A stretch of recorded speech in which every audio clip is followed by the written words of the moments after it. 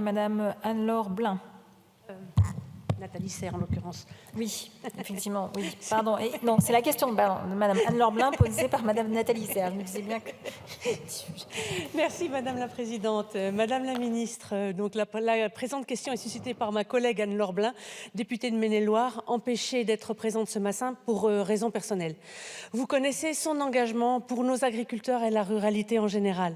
La souffrance du monde agricole et la mobilisation de ces dernières semaines démontrent combien le mal-être est profond, notamment au regard du nombre très élevé de taux de suicide au sein de cette profession.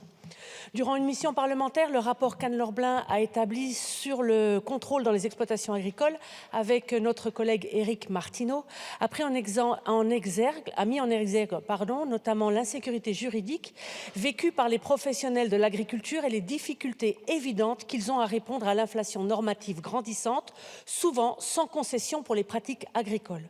Indéniablement, aujourd'hui, les contrôles sont largement vécus comme des suspicions permanentes à l'égard des professionnels qui sont pourtant les premiers protecteurs de l'environnement et de notre biodiversité.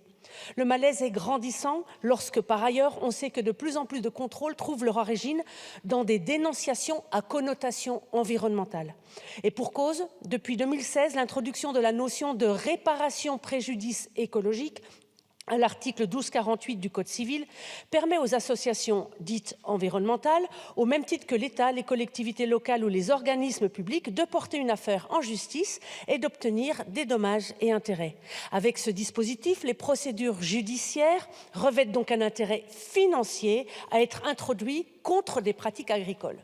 À titre d'exemple, en 2022, une association bien connue aux pratiques particulièrement intrusives dans les exploitations agricoles a perçu plus de 280 000 € de gains sur les procès engagés.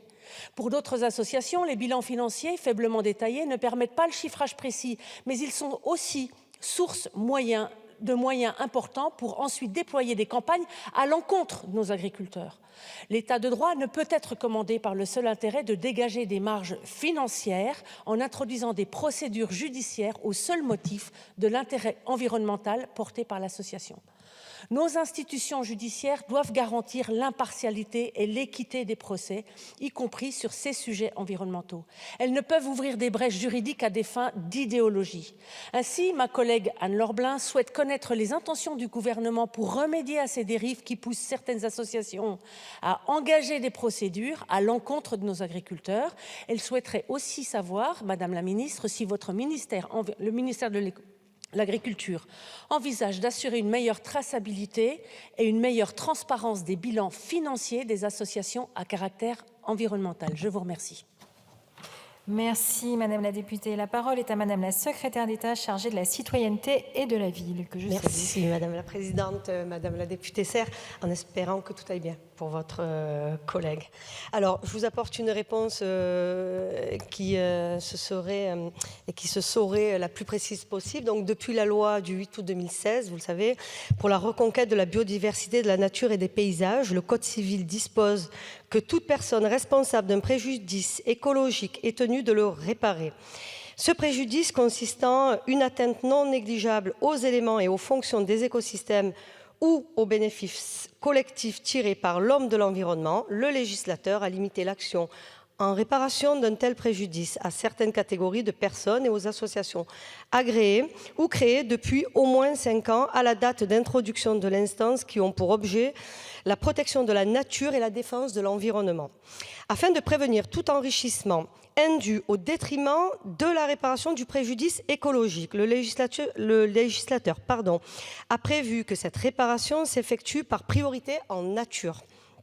C'est seulement lorsqu'une telle réparation est impossible ou que les mesures qui peuvent être prises sont insuffisantes que les juridictions peuvent condamner le responsable à verser des dommages et intérêts. Toutefois, dans cette hypothèse, ces sommes sont versées au demandeur uniquement lorsque celui-ci les affecte à la réparation des dommages causés à l'environnement et si celui-ci ne peut prendre les mesures utiles à cette fin. Elles sont versées à l'État. Le même principe s'applique aux astreintes. Le système mis en place par le législateur en 2016 permet donc de s'assurer que l'action en réparation du préjudice écologique ne profite pas de manière indue à une personne privée, mais est affectée à l'objectif de réparation des dommages causées à l'environnement, en espérant que cette question trouve une réponse très précise dans ma réponse. Merci beaucoup. Merci, Madame la députée. Merci Madame la Ministre, je vous remercie pour les éléments que je transmettrai à ma collègue évidemment Anne-Laure Blin. Le mal-être agricole est profond et nos agriculteurs attendent aujourd'hui de réelles preuves d'amour. Les pratiques très intrusives de certaines associations, le saccage des biens agricoles ou encore l'atteinte aux propriétés privées que sont les exploitations ne peuvent être laissées sans réponse. Plus généralement, il n'est plus possible de laisser perdurer un sentiment de défiance, de méfiance à l'endroit de nos agriculteurs.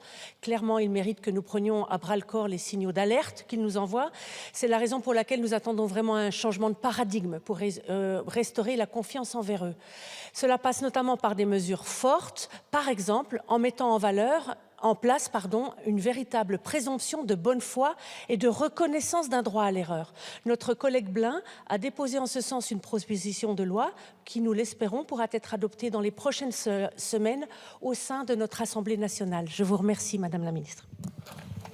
Oui, Madame la Ministre, 3 secondes. Député Serre, il me semble que le président de la République, la dernière fois, a parlé du droit à l'erreur.